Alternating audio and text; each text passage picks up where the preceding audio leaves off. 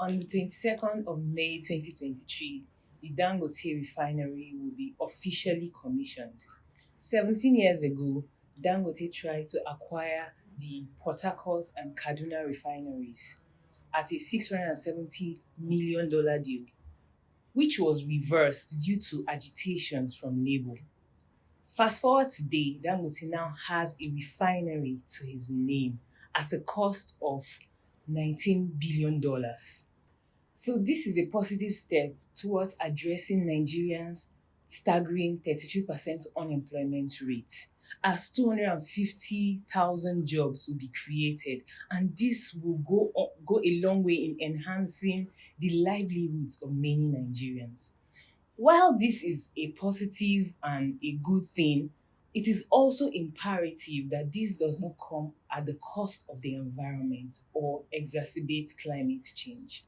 So come with me as we dissect and discuss on these new refineries and all that it poses with the author of this article, Mr. Azui Shekwini. Welcome to the show. Thanks for having me, Ngozi. So let's jump straight into the questions. So with the creation of jobs at its wake with this new refinery, will this have any implications with the already existing refineries, and would our top talents shift from their previous job to this new job? Well, it's what they call double-barrel questions, but I would start from the last part. That is, what potential impact would the opening of the Dangote Refinery have on top talent? Well, let me say that the refinery is not it's not a labor-intensive industry. Okay, so it's the number and quality of people you need to work in the refinery. It's not a lot. So I do not think that it would. Yeah, normally it would be an opening for new talents. But again, a refinery is not also a local product. It's not a local concern, if I may put it that way. So I am sure that Dangote Refinery, like refineries elsewhere in the world, will compete for talent, both locally and elsewhere, wherever they can find talent. But again, keep in mind, as I said, that a refinery is not a high employing, it's not a labor-intensive setup. So that's something to keep in mind. And then the other question that you asked is about the impact on the existing local refineries, especially the state-owned refineries, and 4 of them. As I said in the article, Dangote had bought 2 of the refineries before. Had bought Kaduna and Port Harcourt refineries for $650 million, and shook hands over it, only for him to find that it was not a done deal. But of course, the government has invested billions of dollars in what they call the turnaround maintenance, which never really gets up to scratch at the end of the day. I think the latest thing that I heard this morning before I came on this show was that the other refineries that the government had also now recently invested in will be up and running. The other 2 refineries, I think, and the Port Harcourt and Kaduna refineries would again be up and running sometime first quarter of 2024. But remember again that the government has a small stake, 20% stake in the Dangote refinery. So to answer the question directly, until the refineries are up and running, I really would not be in a position to say, because we've been here many times before, only to have our hearts broken. Okay, sir. So, contrary to what the trader at Aja said, the the refinery does pose a threat to an existing climate fragility. Does Dangote's long-term goal involve give a proverbial middle finger to climate activists? No. Again, if you find in the piece, he had alluded to the impact. That, of course, was before he started building this refinery. But let me address directly the question of the local trade. And that refinery occupies about 2,600 and something hectares of land. That's really like a town on its own. So that's quite massive. And for a project of that nature, and also because of the nature of what they'll be doing, the impact on the environment, the hydrocarbon footprint is something, of course, that is giving some, especially when people are talking about net zero emissions and all of the green army that we have, issues dealing with. That is, it's a potential concern. But I would like to believe that through environmental impact assessment survey and other things that have been done beforehand, the impact of the refinery on the environment, and especially on people living around that community, ought to have been mitigated, and also will be mitigated. Also remember that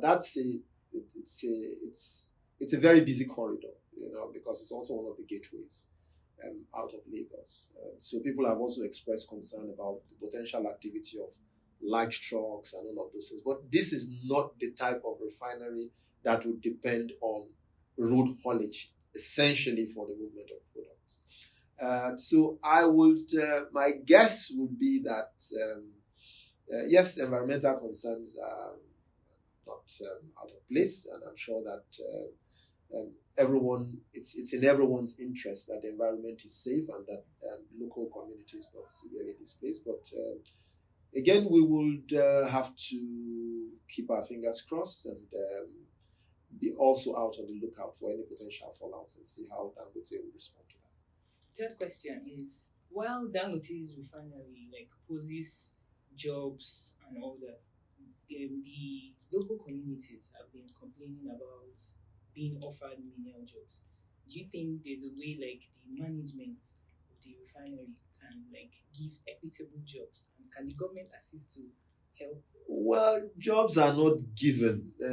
People have to be qualified to get a place, whether it's in a refinery or in a bakery, I think.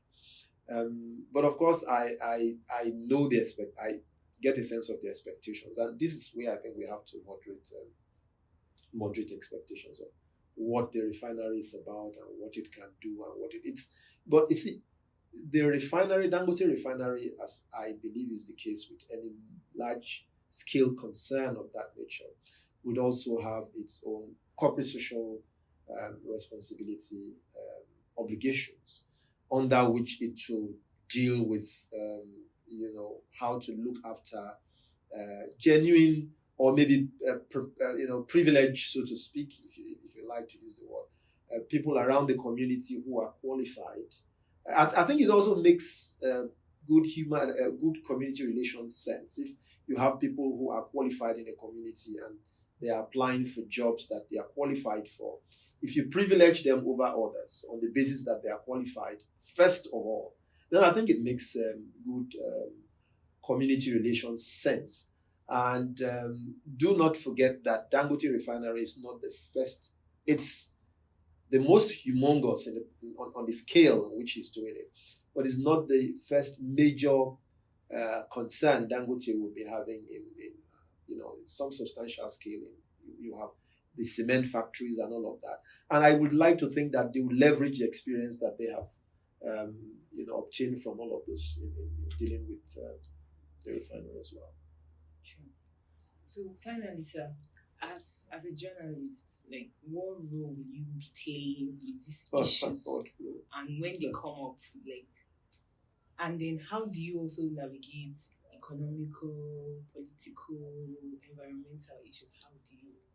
Well, navigation of all those issues that you have talked about are not for me as an individual, but I get the sense that the question that you're asking is that the press, in its watchdog role, what role can the press also play in ensuring that the communities around where that refinery is located do not get changed, and also the issue that you raised about environmental concern, that's also not significantly compromised.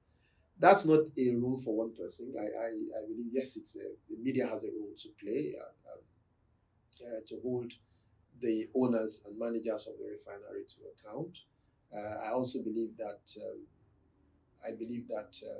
NGOs also have a role. But again, as I said, I would like to think that the impact of the the impact of the refinery on the community will be among the things that may have that ought to have been discussed before when we were doing the environmental impact assessment survey, and see what they need to do to mitigate.